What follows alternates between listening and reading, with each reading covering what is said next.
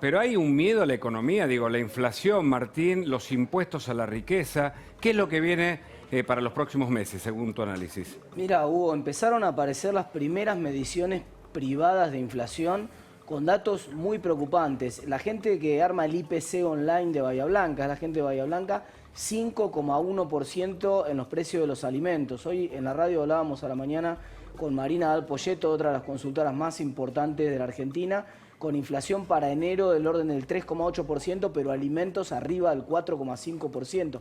Esta es una velocidad de los precios que ya habíamos observado, que se había acelerado en octubre, en noviembre y en diciembre, que hace que los precios estén corriendo al 60% de velocidad anualizada. Es una inflación que es el doble de la que está estimando el gobierno para el año. O sea, la estimación del presupuesto del gobierno, un presupuesto que ya para empezar no contemplaba gasto de COVID, suponía que la pandemia había pasado en Argentina, cosa que efectivamente no ocurrió, prevía una inflación de 29% y hoy los precios están corriendo a más del doble de esa velocidad. Y el gobierno planteando que quiere que los salarios le ganen a la inflación, pero al mismo tiempo propone una suerte de ancla de los salarios que correrían en una paritaria alrededor del 30%, lo cual no cierra por ningún lado. Es decir, el gobierno, si sigue avanzando en esta idea de ofrecer paritarias o de pedir un techo de paritarias en el orden del 30%, la única manera que tiene de frenar dramáticamente la inflación que se aceleró mucho en la Argentina es sentarse sobre el dólar a partir de que empiecen a entrar los dólares del campo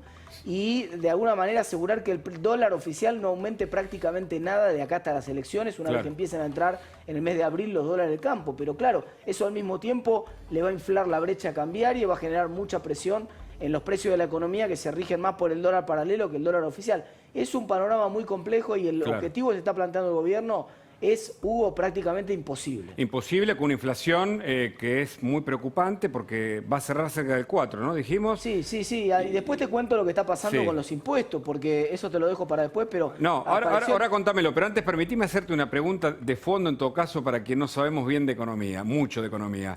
¿La Argentina es un país que se va achicando todo el tiempo? Digo que no tiene inversiones, que cierra sus empresas, que cierra sus industrias, que espanta a quienes avanzan o crecen como pasó con Marcos Galperín y otros empresarios y emprendedores. Digo, se achica la Argentina todo el tiempo y eso es tal vez de fondo la preocupación mayor para el país. Mira, Hugo, hace 80 años que Argentina se cava su propia tumba, combatiendo las exportaciones y generando crisis recurrente de balanza de pagos una vez cada 5 años. Es el único país de América Latina que logró semejante desastre. Y ese combate contra las exportaciones se aceleró. En la última semana escuchábamos a una de las diputadas del Frente para la Victoria, una de las favoritas de Cristina Kirchner, hablar de la desgracia que tenía Argentina porque la soja había pasado los $500 y por fin valía algo lo que nosotros producíamos y le vendíamos al mundo.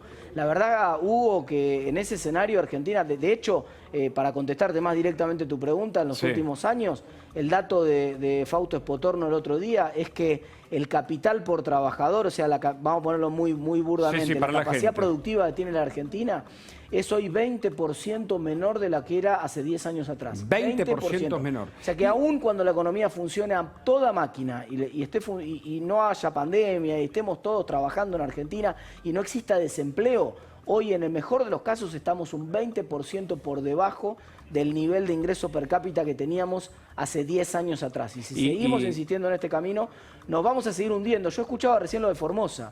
Te asusta, pero vos te das cuenta que hay gente que a pesar de que está todavía más hundida de lo que está el promedio de la República Argentina, gente donde no hay trabajo, donde todos viven del Estado, donde hay un gobierno que prácticamente bordea la dictadura, un gobierno feudal completamente, igual lo votan.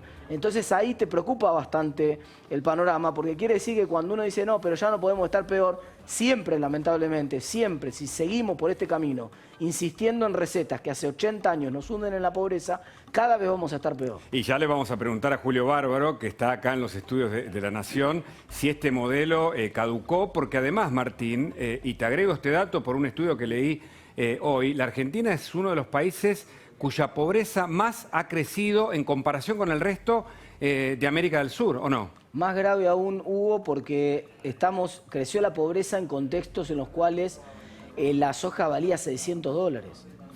Crece la pobreza en contextos en los cuales nosotros, la estrategia que elegimos para combatir la pandemia, generó una contracción brutal de la actividad económica de los sectores de más bajos ingresos, que son los informales. En el segundo trimestre del 2020, Hugo, se perdieron el 40% de los empleos informales en Argentina, que son los que están lejos. 40%. Claro, son los que están en realidad más cerca del borde de la línea de la pobreza. O sea, gente que donde se queda sin el ingreso ese prácticamente pasa a la pobreza y muchas veces directamente a la indigencia. Sí, estamos con más de 40% de pobres y un 10% de indigentes. Lo decía el otro día Javier Milei acá en el canal con nosotros, charlando con nosotros, que Argentina, si seguía por este camino, iba camino a convertirse en la Villa Miseria de América Latina. Y yo no sé si en la Villa Miseria de América Latina, pero que va camino a una mexicanización o a una estructura social como la que tiene Brasil, muy fragmentada, con amplios bolsones de pobreza y con amplios bolsones de marginalidad,